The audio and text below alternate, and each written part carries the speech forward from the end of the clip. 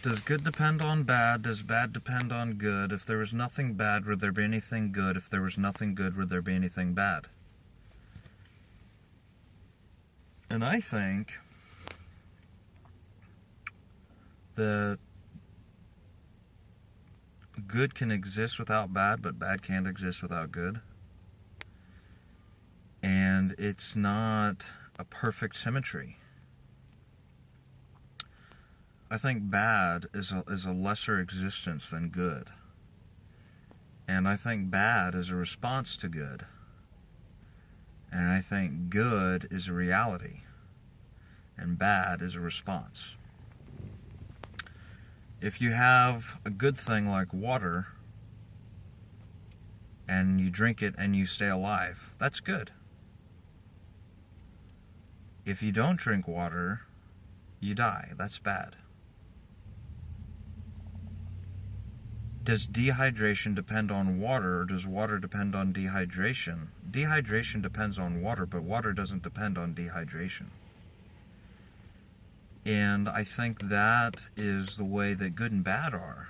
That if someone is bad, it might be a response to good. But nobody thinks that, oh, hey, you know what? I'm alive in the world. Everyone's bad. I have to be bad. Bad. Maybe they do. But what I meant to say was, it's not natural for a human being to,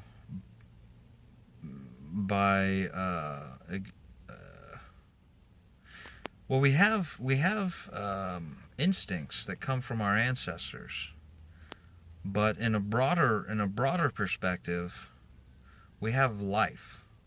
And our life doesn't depend on being bad. And when we're bad, our life suffers because we have to suffer for the suffering that we cause. Or we have to live in fear of the suffering that we cause. And all this negative energy comes into play when there exists a bad thing in action, behavior, response. But when it's a good thing,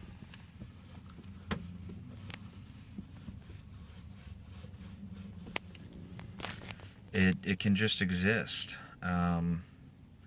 Matter doesn't exist because antimatter exists. Antimatter exists because matter exists. Good doesn't exist because bad exists, but bad exists because good exists. And if we were all good, the bad would go away. If we were all bad, the good wouldn't go away. If we were all bad, some individual one day would be like, what's going on here? Let's not just cause all this suffering and suffer all the time.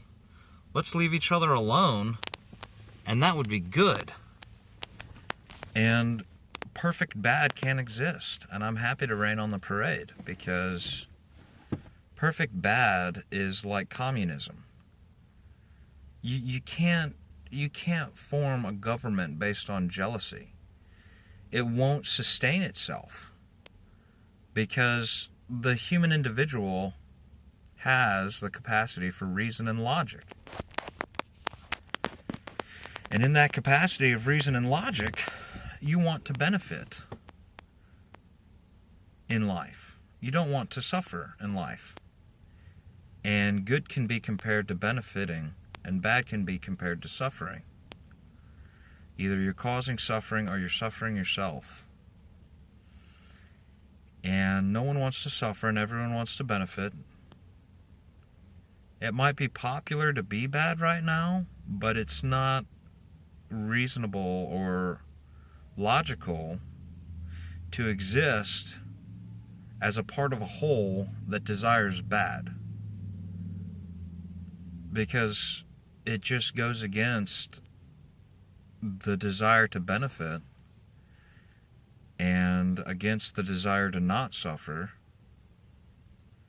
And eventually there would be an individual that would suggest, let's not suffer anymore, let's not be bad anymore.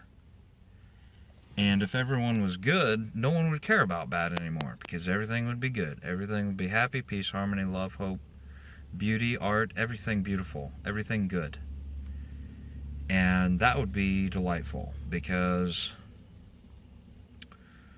suffering would go down. We would be inclined to prevent suffering in others because we enjoy it. We would want others to enjoy it. And if we were all bad, it would just be about suffering. If we were all good, it would just be about benefiting. And someone would owe us if we did something beneficial to them. Or we could just feel good about ourselves. Why does it feel good? Why does it feel good to benefit another person? I think it's because we like benefiting ourselves. And we like to be of a culture. We like to thrive.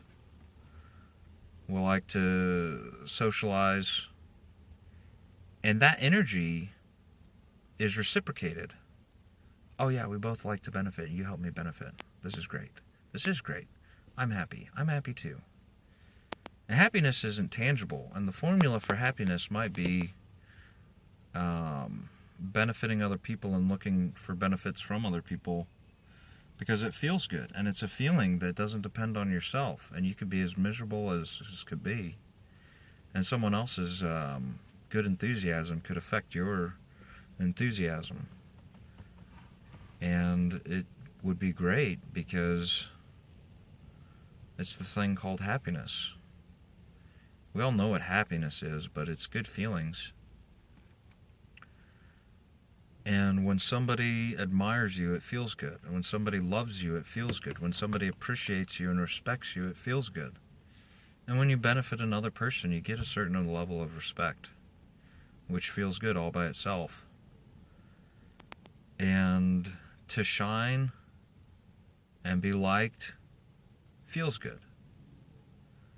To be alone and be nobody, it doesn't necessarily feel bad, but it doesn't feel good.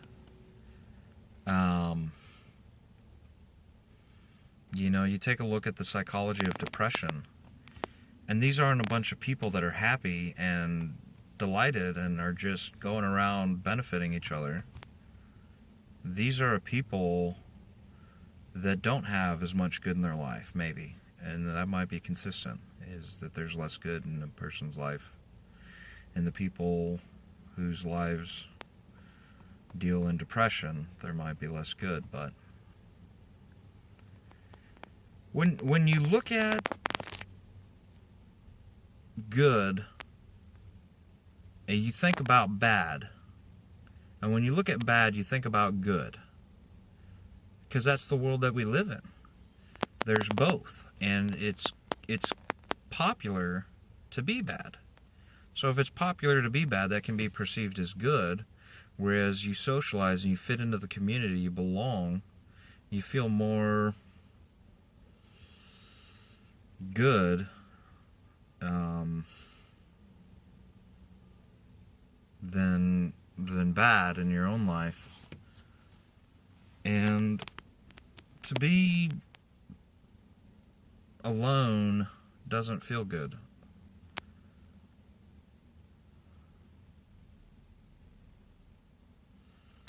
But just comparing the two doesn't mean that they're equal. One of them is a lesser reality than the other. Bad is a lesser reality than good. Good can exist on its own, and bad depends on good to exist.